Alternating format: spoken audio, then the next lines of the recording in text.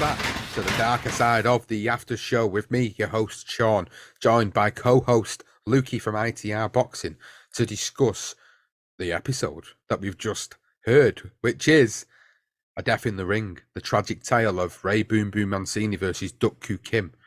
A harrowing tale of two different people from two different countries and two different complete lives.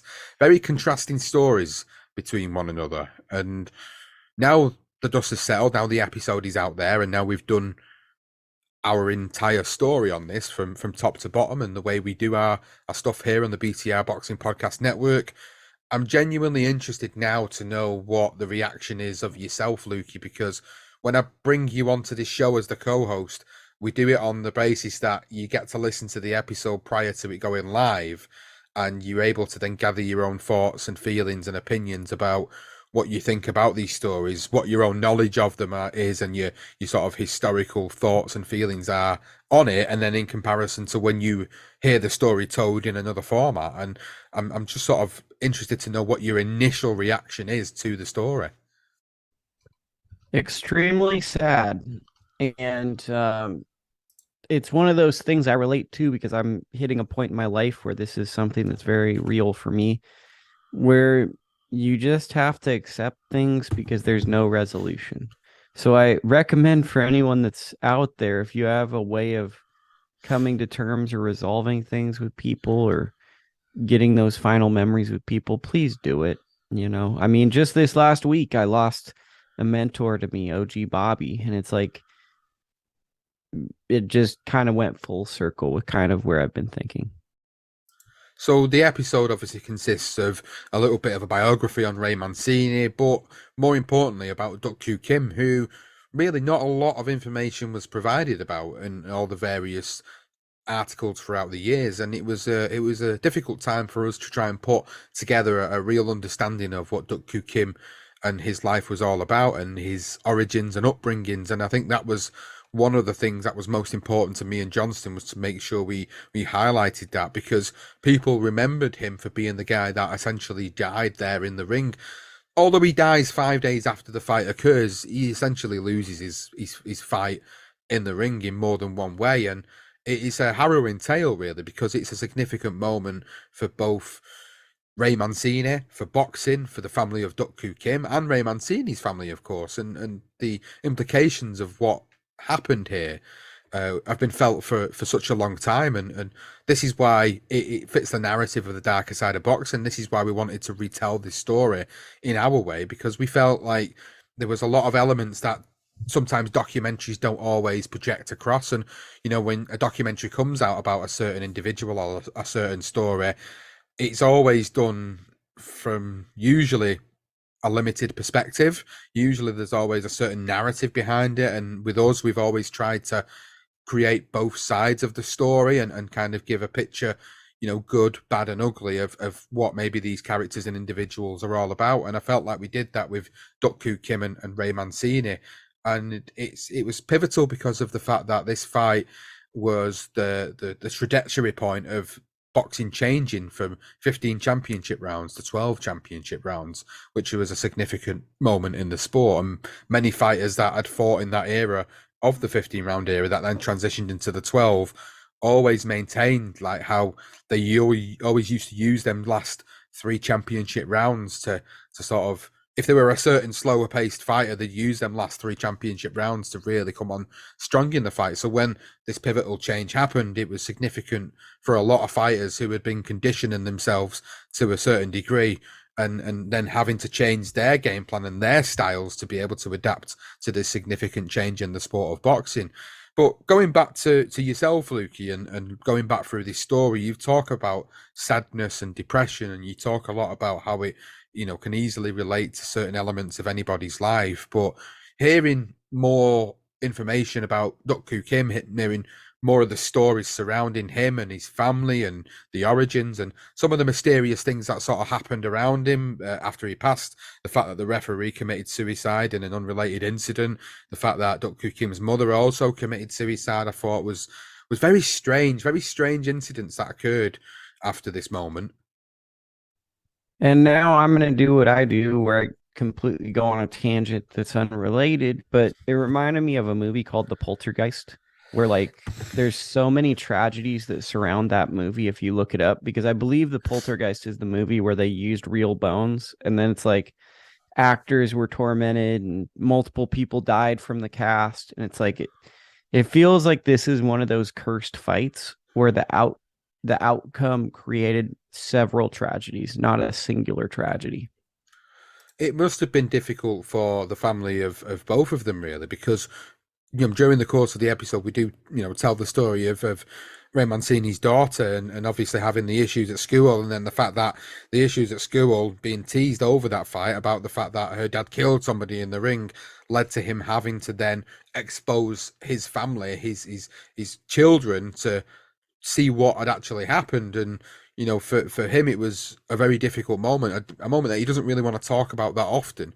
And we did reach out to him through another source, for a friend of the show, who said he didn't want to talk about it. I mean, understandably so. I mean, how many times has it kind of been hashed over? The last time he did something significant on this was when he did that documentary, The Good Son, and that was 10 years ago, nearly 11 years ago now. So it's not something he clearly wants to continue to talk about in his life. And it's something that I said in the episode myself, he's got to live with. No matter how many times he can put that to the back of his mind, it'll always be there. That moment will always be there, because it changed his life forever.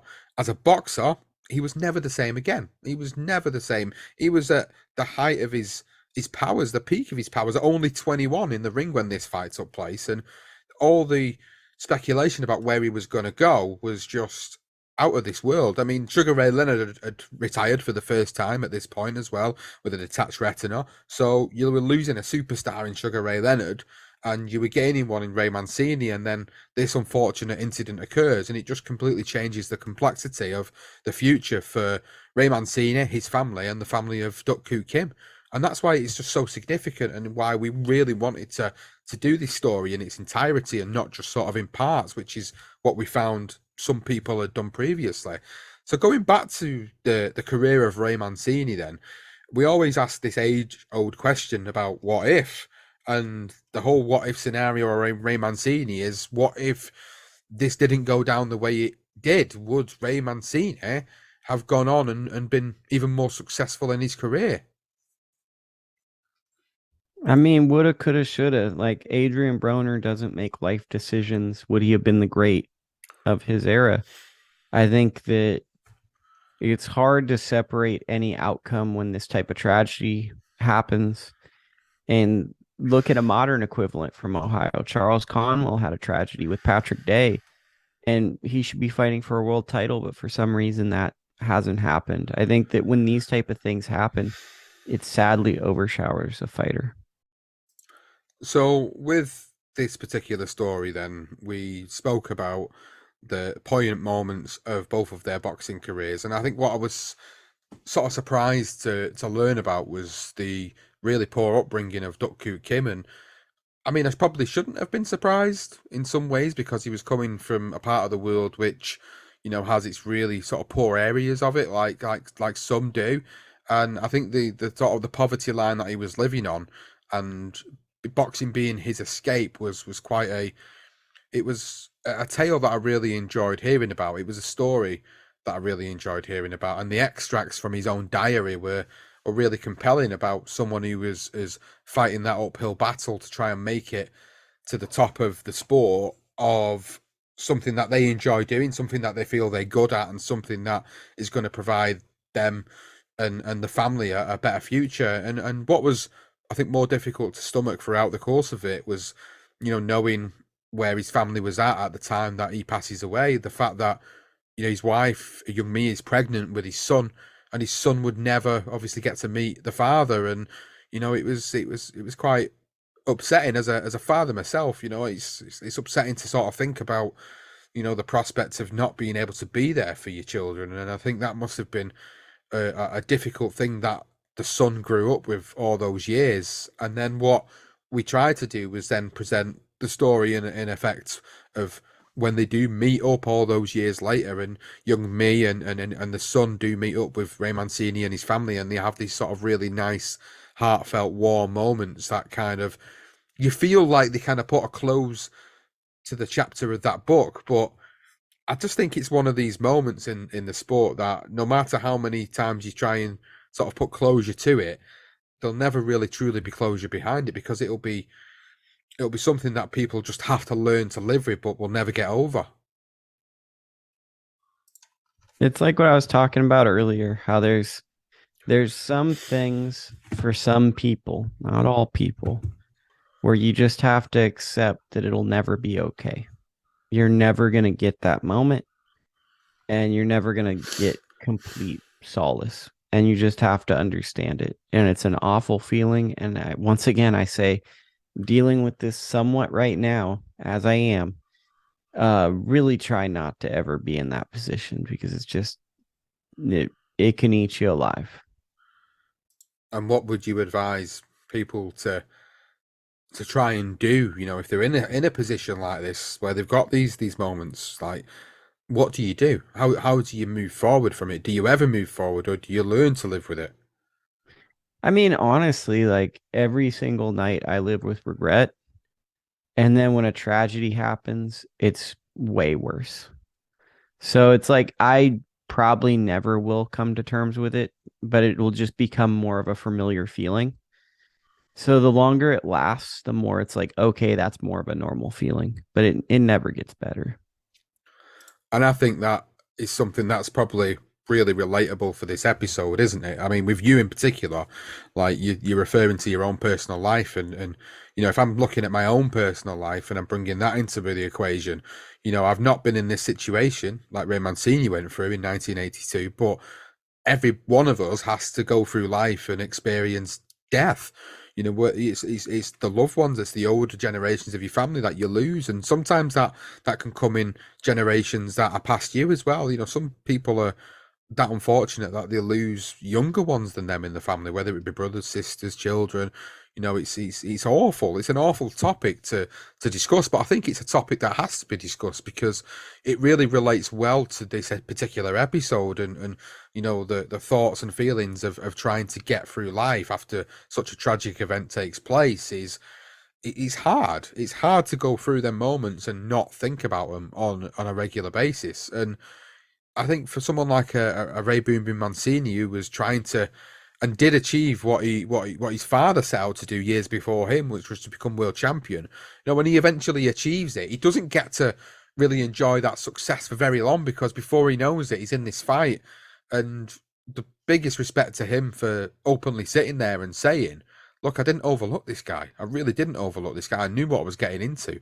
But yet, the media at the time didn't really know who Duk-Koo Kim was or what he was about. And this is 1982. You know, it's not like we had YouTube. It's not like we had computers to be able to search the internet for videos of Duk-Koo Kim. Back then, you know, you were lucky if you could get a VHS or a Betamax tape with this information about this fighter on or any sort of previous fights of this because they didn't really have the same technology then. So it must have been, as a fighter going into a fight like that with this complete unknown quantity into it, it must have been difficult. And then to see what happens in the aftermath of it, like Ray Mancini goes off and he's being sort of Frank Sinatra brings him into, I think he's in a club, and Frank Sinatra brings him into the club and he's introducing him, and he's a big celebrity at this point, and everybody loves him. And what's going on behind the scenes is Duk-Koo Kim's in hospital, and he's dying. And Ray Mancini, you know, is not because he wanted to do that, but because he was being thrusted that way. You know, he's going into all these events, and then people close to him are telling him like, look, you know, this is not looking good, Ray. This guy's going to die, and then eventually dies 5 days later, and then it just changed the life of Boom Boom Mancini. It really did. You know, you can tell every conversation he has about this. It's there. You know, you can just see it lingering in the back of his mind, and it's just coming to the forefront. And I'm just wondering, like from your perspective, like knowing the sport as well as you do, like how does a fighter ever come back from something like that? I mean, you don't, right? You don't really like death is a tricky subject, right? Because I've been thinking about this, and death is a tricky subject because there's no comfort to it. It's unknown. when my spirit passes on, is it just one long dream and nothing happens beyond that? It's uncomfortable. There's no way for me to comfort a young person other than just to be there for them. And the longer I'm alive, the closer I'm to that. And this week I felt that, right? And this week I felt that. I've been feeling it. I mean, shoot, I lost 15 people in 2020, and it's like there's many different ways, but I think if you have any form of compassion, it really eats at you. So I understand for Boom Boom not wanting to talk about it because there's tons of stuff I prefer to not talk about. So I get it. I don't think you do come back from it. I think you have to be someone that can channel your anger and want people to feel the anger you feel. Because I think the closest I can explain how I feel is it's like I'm Bruce Banner, where it's like I'm normal. And then if someone triggers all that frustration, it's like it sets me off. And the way I cope with that is I have to not bring any of that up so I can regulate it in that form. The difficulty with like Ray Mancini is everything that he achieved prior to that fight just for me like kind of gets brushed aside a little bit because people then just remember him unfortunately for this particular moment, and I think that's one of the things like when we did the early beginnings of the episode and we tried to talk about the background of Ray Mancini and his family and everything that his family were trying to achieve and the difficulties in Youngstown and the change and economically and jobs wise how things were changing there. It was really important for us to set a lot of context to it because like when you look at a fighter who gets to a certain point of their careers and then they're getting all these accolades behind them and people then sometimes fighters kind of forget where they come from sometimes and then they end up sort of not really staying true to the roots. But I've always found that Ray Mancini over the years has always been someone that stayed true to his roots. And whilst this fight has defined him and what's happened has defined him, he hasn't let it ruin his life and his career subsequently. He's very active still and involved within boxing and boxing media, and it's good to see that his great mind as an individual, he's still there to sort of give advice and opinions and be able to there to be a pundit for certain shows. And he's a guy that I think, whilst he'll be living with that pain for the rest of his life, and I'm totally adamant on that. And I think your conversation on this episode is kind of testament to what you've been through as a person. I think it's about how you have to manage that in a way and how you have to kind of compartmentalize it a little bit to try and move things in a different direction within your life. And I think that's kind of how he's had to go through his boxing career following that incident. And then that's how he's had to then go through the rest of his life following that incident. And it's like his children then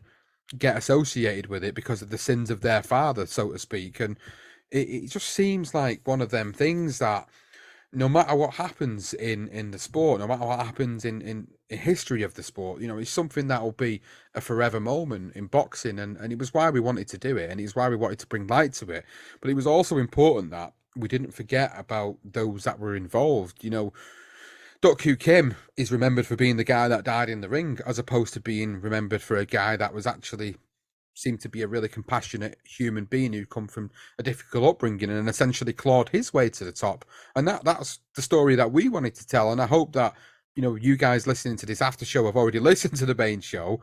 You'll have kind of got that from it. It was about really sort of looking at the compassionate side of things for us. So coming down to a bit of a summary of the episode, then Lukey, like it really resonates with you strongly because of your own personal feelings and your own personal incidents outside of the ring. But trying to take yourself out of that moment for just a moment, like what do you sort of look at with this story and its impact on the boxing world?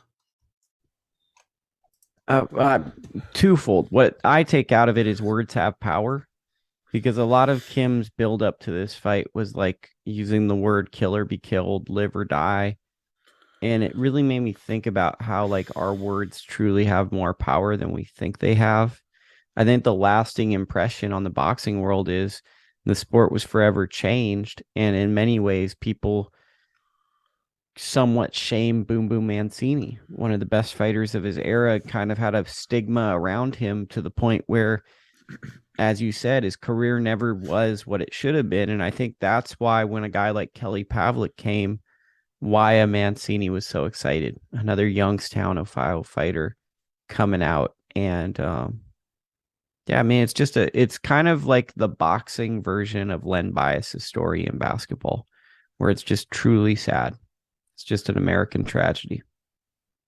It's a tragedy in America. It's a tragedy in boxing, and I hope that people have listened to the episode and have been able to take away the sort of compassionate side of it, as I mentioned before, and I hope you've been able to take away more of an understanding and an education on Duk-Koo Kim, because that is important. That there wasn't only one person involved in this. That Duk-Koo Kim was a man. He was a human. He had a family. He had a son on the way. He had his future in front of him, and then this unfortunate incident occurred. And it's also about highlighting the dangers of the sport and how it only takes one punch sometimes to have this concussive effect. And we've seen tragedies happen over the years. It doesn't have to happen that often statistically, but when it does, it's hard. It's hard. And then people look at the sport and go, this sport should be banned. This sport shouldn't be happening.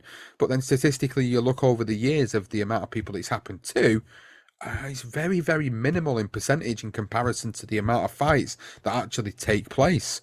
I think this was that moment that it's horrible to say this, but it's like it needed to happen to change the sport in a better way. And I hope that Duk-Koo Kim's sacrifice was that moment that changed it. And it did make things better. I mean, seemingly for me, in some regards, it did, because it changed the rounds. It changed the impact of fighters and the way they'd have to train. It had changed the regulations, the medical side of things with the sport. But unfortunately, it only seems to happen every time something bad happens in the sport.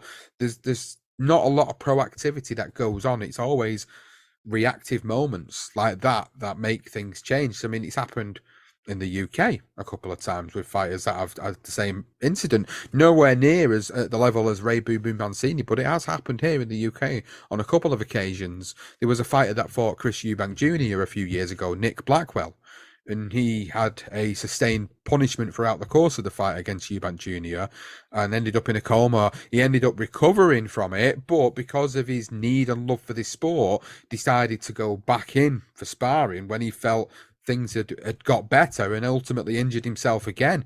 Now, that's a different scenario than what we're talking about in this episode, but it just highlights the dangers of this sport, and how moments like this will always change the sport forever. And this one was probably the most significant one of the lot. And that's not discrediting any of the fighters that have passed away recently, but for me, it's a significant moment. It's a historical moment. It's a moment that changed boxing forever, and it was really key for us to want to tell a compassionate story about two individuals that were just great human beings.